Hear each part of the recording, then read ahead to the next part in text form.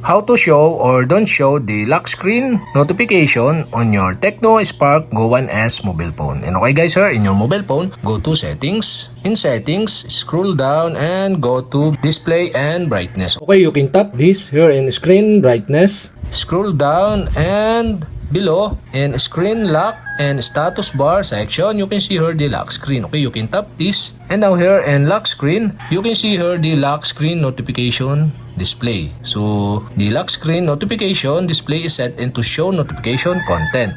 So if you want to change this or don't show, okay, you can tap this and you can see the pop-up below. And here in pop-up, you can see the option. So I decide to set into don't show lock screen notification. Okay, you can tap this or select to set this on these settings. And if you want to show again, okay, you can tap again and the pop-up below are show again and select the show notification content to set these settings. And that's it. Okay, you have successfully show and don't show the lock screen notification on your Tecno Spark Go 1S mobile phone. And okay guys, if you have a question, kindly comment below and don't forget to hit the subscribe button and the bell to notify you if I have new video. Okay, thanks for watching.